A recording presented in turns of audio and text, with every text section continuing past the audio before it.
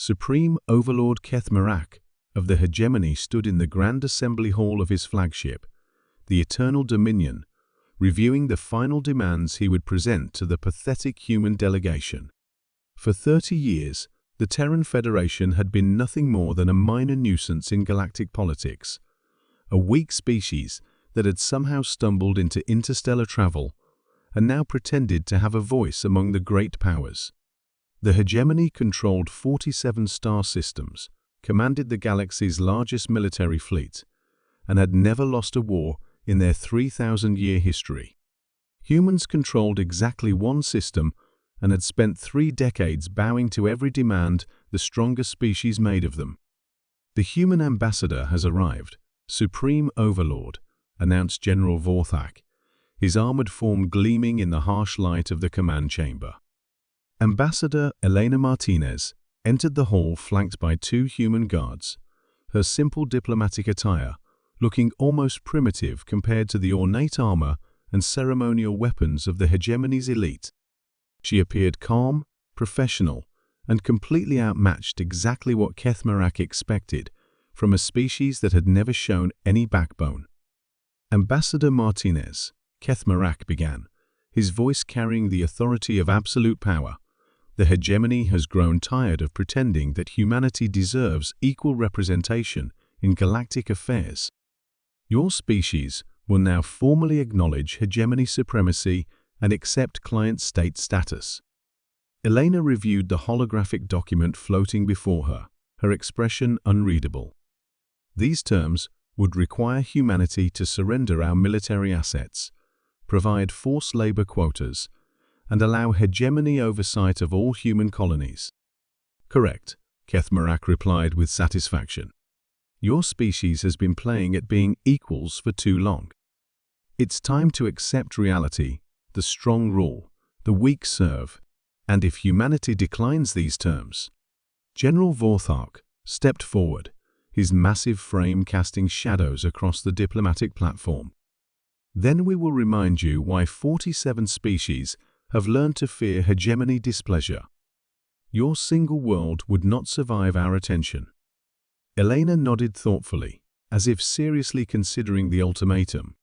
"Supreme Overlord, I need to ask, in all your dealings with humanity over the past 30 years, have you ever wondered why we've been so accommodating?" Keth Marak's 6 eyes narrowed in confusion. "Because your species recognizes superior strength when they see it." "I see," Elena said quietly. She activated her personal communicator. "Control, this is Ambassador Martinez. Please inform Earth Command that diplomatic efforts have failed. Authorization, Prometheus 77 Alpha." The seemingly innocent transmission sent a chill through the Hegemony officers who understood human communication protocols. Prometheus 77 Alpha wasn't a diplomatic code. It was a military authorization. "What did you just do?" Keth Marak demanded. Elena's professional demeanor shifted almost imperceptibly, but the change was fundamental. "Supreme Overlord, I've just sent a message that humanity is no longer required to be polite." Before Keth Marak could respond, his sensor operators began shouting warnings. The tactical displays around the command chamber lit up with alerts as contacts appeared throughout Hegemony space, not just ships, but fleets. Massive fleets that had somehow evaded every sensor array the Hegemony possessed. "Impossible," General Vorthak breathed, staring at readings that showed hundreds of human vessels materializing from apparent empty space. "Our intelligence indicated humanity possessed perhaps 50 vessels total." Elena smiled, and for the first time in 3 decades of human diplomacy, a Hegemony leader saw what lay beneath humanity's polite exterior. "General, did you really think we'd show you our actual military capabilities while we were still gathering intelligence on your forces?" The tactical display showed the impossible. Earth's single system was surrounded by defensive installations that dwarfed anything the Hegemony had built. Weapons platforms that operated on energy scales that redefined what the galaxy considered possible. Fleet formations that demonstrated technology the Hegemony's best scientists couldn't explain. Stealth technology, Kethmarak whispered. No, Elena corrected. Dimensional displacement. Our ships have been operating in parallel dimensional space for the past 30 years. Every diplomatic meeting, every trade negotiation, every time you thought you were dealing with a weak species, we were studying you. The implications hit the Hegemony leadership like a kinetic strike. 30 years of intelligence gathering. 30 years of observing Hegemony military tactics, technology, and strategic thinking. 30 years of humans nodding politely while cataloging every weakness of the galaxy's strongest. 30 years of humans nodding politely while cataloging every weakness of the galaxy's strongest military power. This is impossible, Kethmarak repeated. No species could hide such capabilities. Supreme Overlord, Elena said, accessing her portable datapad. Humanity has been engaging in space warfare for longer than your species has had fire. We've fought each other across our solar system for centuries before we ever met another alien species. Did you think we stopped developing military technology just because we started talking to you? A new transmission reached the Hegemony flagship, not from Earth, but from Admiral Chen aboard the human dreadnought Retribution. A vessel that registers showed was larger than the Hegemony's entire home fleet. Supreme Overlord Kethmarak, Admiral Chen's voice, carried clearly through the communication array. This is Admiral Chen of the Terran Defense Force. You are currently surrounded by the 3rd, 7th, and 9th fleets.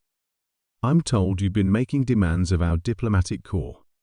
Kethmarak found his voice. Admiral, the Hegemony commands 47 star systems. We have never been defeated in war. Overlord, Admiral Chen replied, her tone professionally polite. You've never fought a species that spent 30 years learning everything about your military capabilities, while you assumed they were too weak to matter. Let me be very clear about our current situation. The tactical displays shifted, showing real-time analysis of every Hegemony vessel, base, and defensive installation. Human ships had achieved perfect positioning around every strategic target the Hegemony possessed, not through force, but through 3 decades of patient preparation. We know the exact specifications of every ship in your fleet, Admiral Chen continued. We've identified the weaknesses in your shield harmonics, mapped your supply lines, and analyzed your command structure. We've been polite for 30 years, while we prepared for the possibility that diplomacy might fail.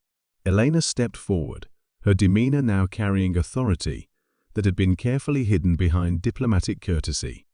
Supreme Overlord, humanity is withdrawing our previous acceptance of client species status in galactic affairs. Effective immediately, we're establishing new protocols for interaction with aggressive species. What protocols? Kethmarak demanded, though his voice lacked its earlier confidence. Any species that attempts to subjugate, enslave, or militarily coerce another species will face immediate intervention by Terran Defense Forces. Elena announced. The galaxy has spent too long operating under the principle that might makes right. Humanity disagrees with that philosophy. General Vorthark was staring at tactical readings that showed human weapons technologies operating on principles the Hegemony couldn't identify. How? How did a single system species develop such capabilities?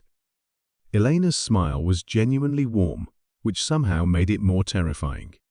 General, we're not a single system species.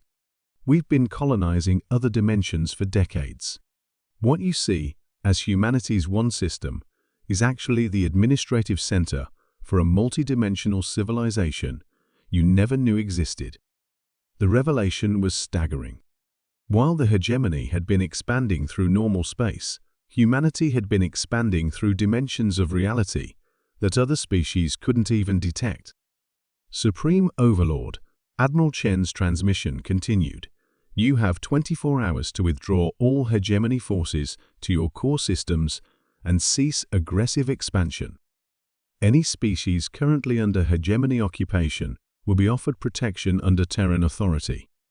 This is not a negotiation. As Elena prepared to leave the flagship that had suddenly become a prison rather than a seat of power, she turned back to address Kethmarak one final time.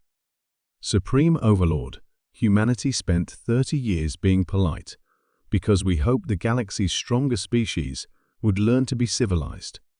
Since that approach has failed, we'll try a different method. Her expression hardened. We'll teach you to be civilized. The age of hegemony dominance ended that day, not through conquest or destruction, but through the simple realization that the galaxy's apparent weakest species had been its strongest all along.